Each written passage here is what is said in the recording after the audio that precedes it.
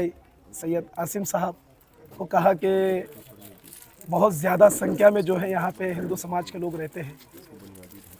अब मैं यहाँ पे अपनी स्पीच को मराठी में देते हुए चालू करता हूँ की मी महाराष्ट्रचा आहो आणि इकडे जितके लोक बसलेले आमचे सगळे महाराष्ट्रीयन आहे।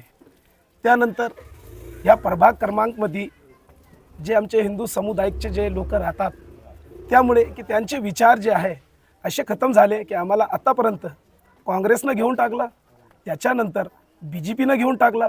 आता आम्ही कराव तर कराव काय? गटर लाईन भरली, काही व्यवस्था, काही जातीवातीचे काही प्रोसिजर आले तर कोणी बोलण्यासाठी कोणीच नाही। ज्याच्या हातात लाकूड आहे त्याच्या जय जयकार आहे। त्यानंतर इथलचे सगळे समुदायाचे लोकांना हे विचार केला की अशा टायमिंगमध्ये आम्हाला कोणता व्यक्ती छान वाटत आहे, तर त्यांना चेहरे बघितले याच्यामध्ये कोण आहे आणि काय काय आहे। त्यानंतर त्यांना सांगितलं की आता जे आहे महाराष्ट्रामध्ये नाही पूर्ण देशमध्ये एक अशी पार्टी आहे जे सगळ्या समुदायाच्या लोकांचे विचारची भावना ठेवत आहे, संसदमध्ये ठेवत आहे। त्यांचं नाव आहे असदुद्दीन अवैसी। त्यानंतर आम्ही रिक्वेस्ट केली भावाला, फहीम भावाला आम्ही रिक्वेस्ट केली की भाऊ तुम्ही MM पार्टीकडून थोडा उभा राहा, जे काय आम्हाला वेलकम भेटणार आहे। आमच्या जातीचे जे लोक आहेत त्यांच्यावर कमी विश्वास आमचा, पण आमचे जे मराठा समाजाचे लोक आहेत त्यांच्यावर इतका मोठा जे आहे आमचा विचार होता आणि त्यांचा आम्हाला मागून धक्का होता की भाऊला उभा करा।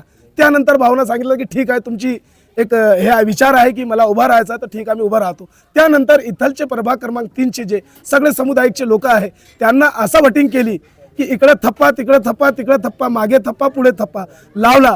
त्यानंतर भाऊचे एक नाही पूर्ण 4 सीट आली होती। आता तिथं कोणी मोठा भाऊ गेला, त्यांना विचार केला की बाबा 4 मध्ये पतंग खेळसाल तो कोणाला कापणार।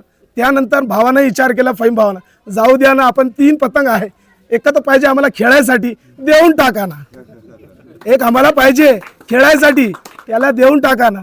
त्यानंतर भावानं जास्त डोक्यावर घेतली नाही, डोक्यावर घेत होतं तो आता विधानसभाचं जे येणार विलक्षण आहे त्यानंतर तर मग आता काय तुम्हाला तर माहीतच आहे की हे प्रभाग क्रमांक 3 आहे, याच्यामध्ये काम कसं पाहिजे, विचार कसा पाहिजे।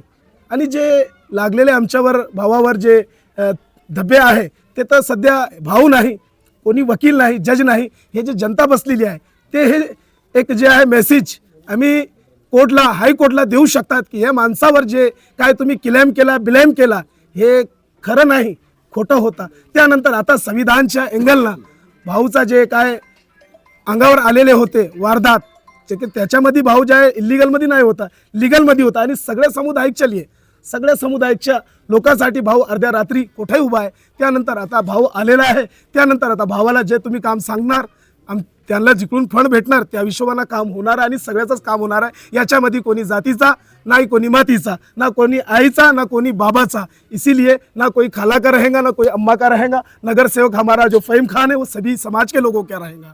जय हिंद, जय महाराष्ट्र।